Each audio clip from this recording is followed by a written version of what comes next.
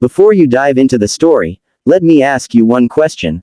What would you do if a millionaire laughed in your face and said, "Translate this and my entire year's salary is yours," thinking you'd fail? Well, a single dad did translate it, right on the spot, and what happened next left the millionaire speechless. If you want to hear a story that will melt your heart, shock you, and restore your faith in kindness, then stay till the end, you won't regret it. Before we start, don't forget to like this video and subscribe to the channel, because your support helps us bring more true kindness tales like this. Armin Malik had never imagined his life would twist into a shape this strange. A single father working 2 part-time jobs, sleeping barely 4 hours a night, and still trying to smile for his 8-year-old daughter, Anya. Every morning before school, she would fix his collar and whisper, "Papa, you're the strongest person I know." He held onto those words like oxygen. Today, he had come for a job interview at Kensington Global Exports, a powerful multinational company known for its sharp suits, sharp minds, and even sharper rejection letters. He needed this job more than he had ever needed anything. Not for himself, but because Anya's school fees were overdue, the electricity bill had warnings printed in red, and her shoes had a small tear she tried to hide with a sticker. The interview room looked like the inside of a spaceship, glass walls, silver furniture, and cold air, while Armin held a folder that was starting to fray at the edges. Across the table stood her, Maya Kensington, the young millionaire CEO, daughter of the company's founder, flawless, confident, polished, and ruthless. She scanned Armin's resume in silence. "You claim you know 6 languages," she said, lifting an eyebrow. "Yes," Armin replied softly. "I worked abroad for many years, translation kept food on our table." Maya smirked, leaned back in her chair, and said the sentence that punched a hole right through his confidence, "Translate this, and my entire salary is yours." She slid a document across the table. The room exploded with laughter, the HR managers, the assistants, everyone. They laughed because the document wasn't just in a foreign language, it was in one almost no one in the country could read. Ancient, complex, full of specialized export terminology. Maya clearly expected him to fail. She expected him to stutter, panic, break. Armin took a breath, closed his eyes for a second, remembering Anya's voice, "Papa, you're the strongest person I know." He opened the document, and the world around him faded into silence. 10 minutes passed. 15. The office laughter died. Pens stopped scribbling. People stood behind him, peeking over his shoulder. Maya's smirk slowly dissolved. Because Armin wasn't just translating, he was translating flawlessly, line by line, with perfect context and professional terminology. When he finished, he pushed the paper back gently. "Done," he said. Maya blinked. "Where did you learn this language?" Armin hesitated. "Life taught me many things. Sometimes the lessons weren't easy." And in that moment, for the first time, she stopped seeing a desperate applicant. She saw a man carrying storms behind his calm eyes. A man who had lived. A man who had fought. And yet, she still didn't know the truth. Not yet. And what happened when she did?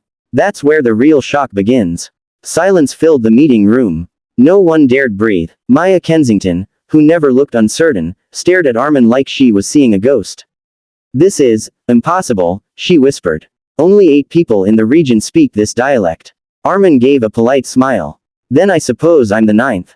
But she wasn't smiling. Something in his translation struck her. "You didn't just translate," she said. "You used the exact trade terms we use internally. You wrote like you'd worked here before." He shook his head. "Not here, but I've spent years working in ports, markets, and export stations." Language was survival. Her eyes softened, curiosity replacing arrogance. "Why did you leave your international job?" His jaw tightened. "My wife passed away. I had no choice but to return home with my daughter. She needed me more than money did." That one sentence shifted the entire energy of the room. Even the employees who had laughed earlier now looked guilty. Maya leaned forward. "You did all of that, alone." "Parents do what they must," he replied. "Even when the world stops being kind." The heaviness of his words hung between them. Suddenly Maya's tone changed completely. She dismissed the HR team with a gesture, wanting to speak privately. When the room was empty, she asked the question she truly wanted to know: "How did you learn this rare language?" And he finally told her. Years ago, when Armin was only 20, he had taken a job in a remote border region to feed his newborn daughter and ill wife. The job was dangerous, the workers were underpaid, and the only people who helped him were the local villagers, who spoke the ancient dialect Maya had tested him on. When a flood destroyed the village market, Armin used his language skills to help them negotiate emergency supplies and save dozens of families. They taught him everything: grammar, idioms, business terms, not as a skill, but as gratitude. I didn't learn it for profit, he said quietly. I learned it because kindness creates responsibility. Maya's expression turned unreadable. Armin, she said slowly, do you know what the translation you did actually is? He shook his head. It's a contract, she said. One we've been trying to decode for 9 months. A contract worth 40 million. Armin froze. I didn't know. You solved in minutes what our experts couldn't solve in months. Her voice was different now, respectful, almost admiring. Then she asked the question that made his breath hitch. Do you know what my annual salary is? Armin chuckled nervously. I wasn't expecting you to keep your joke. But her stare was dead serious. You completed the challenge. I intend to honor it. His mind blurred. Ma'am, I didn't do this for money. I did this because you asked. And I am offering, she insisted. But Armin, she interrupted softly. No one in this building has worked as hard as you. No one deserves opportunity more than you. And for the first time that day, Armin looked away, because tears were threatening to fall. But he didn't know the real shock was still coming, and it would change his life forever. Maya stood up, walked around the table, and did something no one had seen her do in years. She extended her hand. Come with me, she said. There's something you need to hear. Confused, Armin followed her out of the room, past rows of silent employees, into her private office overlooking the city skyline. She opened a locked drawer and pulled out a blue folder, thick, heavy, confidential. This contains the company's expansion plan, she said. We're opening a new division, and we need someone who understands both global languages and real human struggle. Someone who can speak to workers, clients, villagers, officials, everyone. Armin didn't understand. But why me? Maya's voice cracked slightly, just slightly, but enough to surprise him. Because my father founded this company believing in one thing: opportunity belongs to those who fought hardest for it.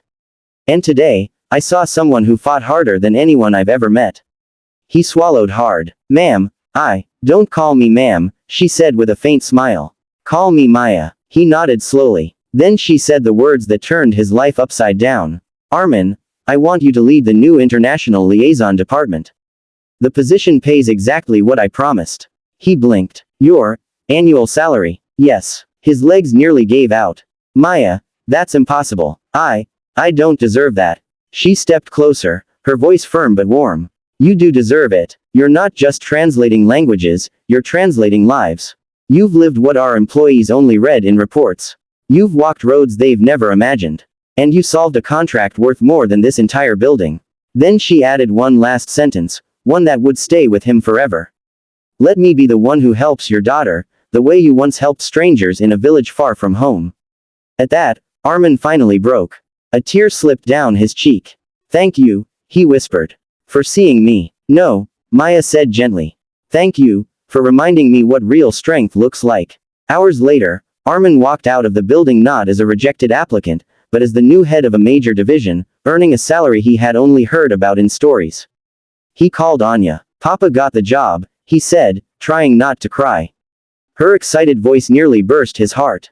I knew it. I told you you're the strongest. With his first month's salary, Armin replaced her torn shoes, paid the school fees, cleared the bills, and framed the translation document Maya had once mocked him with. Not as a memory of humiliation, but as proof that dignity, knowledge, and kindness can turn the world upside down. And as for Maya, she often said later that meeting Armin changed her far more than she changed him. Because sometimes, the person you underestimate becomes the greatest lesson of your life. And sometimes, kindness returns in ways you never expect. If this story touched your heart, please like this video and subscribe to the channel. Your support motivates us to bring more emotional and inspiring true kindness tales.